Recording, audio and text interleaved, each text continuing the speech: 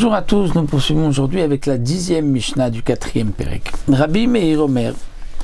Rabbi Meir, qui était donc l'élève de Rabbi Akiva, Rabbi Meir dit Eve memaet be'esek.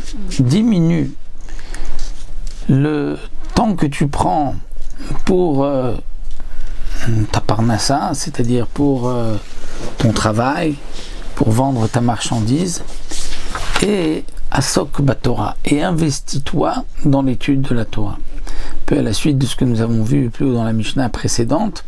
Donc Rabbi Meir vient nous dire, il faut essayer de mettre le minimum de temps pour son travail, pour pouvoir se donner entièrement à l'étude, au maximum à l'étude de la Torah.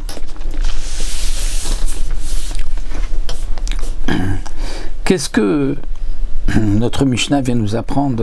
Tosfot Yom Tov souligne la question et demande, mais c'est évident que si on peut, il faut se donner le maximum de temps pour l'étude de la Torah. Ce qu'il veut nous dire, c'est que parfois, on peut par la paresse ou par des occupations laisser son travail et étudier la Torah dans son temps libre.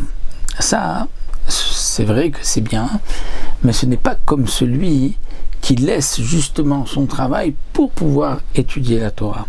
Lorsqu'il le fait pour la Torah, alors qu'il est dans un moment où il aurait voulu travailler, se donner à telle ou telle occupation, et qu'il laisse cela pour montrer combien la Torah lui est chère, c'est ça que le Mishnah, le Tana de la Mishnah vient nous enseigner, que cet homme-là est digne de louange.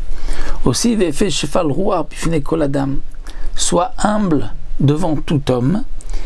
Et bien que nous avons déjà vu plusieurs fois qu'il faut être Meod et Veshefal Roar dans la Mishnah Dalet, le Tana vient nous enseigner, dit le Barthénora, et Veshefal Roar, soit humble devant tout homme pour pouvoir apprendre la Torah de tout homme, même de celui qui est plus petit que toi, Bechorma, comme nous l'avons vu, le Chacham, c'est celui qui apprend de tout homme. Ve'im batal tamina Torah, yesh lecha betelim arbe knegdecha. Si tu as été mevatel, c'est-à-dire tu n'as pas étudié la Torah, tu avais le temps et tu n'as pas pris ce temps pour étudier la Torah, eh bien, c'est-à-dire il y a beaucoup de betelim, c'est-à-dire il y a beaucoup de choses qui feront que tu auras encore moins de temps pour étudier la Torah. Ou autre explication que nous donne le Barthénora, il y a dans ce monde ce qu'on appelle des betelim. C'est quoi les betelim? C'est les rechaim, les chayot raot, c'est-à-dire des rechaim, des hommes, des voyous si on peut dire, ou des chayot raot, des mauvaises, des bêtes sauvages, qui c'est-à-dire que si tu ne te donnes pas à l'étude, tu délaisses la Torah, bien Kadosh Baruch Hu te punira à travers ces gens ou à travers ces bêtes sauvages. Donc le Tana vient nous dire Veimamal taba Torah, et si tu t'es investi dans l'étude de la Torah, yesh lo sachar belitenlar, alors là c'est Kadosh Baruch Hu lui-même qui te donnera sa récompense, pas par l'intermédiaire d'un messager, dit le Barthénora, lui directement il te donnera. C'est ce qui est donc plus fort par rapport pour un autre, puisque pour un autre il y a beaucoup qui pourront te punir. Il y a des mauvaises fréquentations, il y a des bêtes sauvages, il y a des brigands.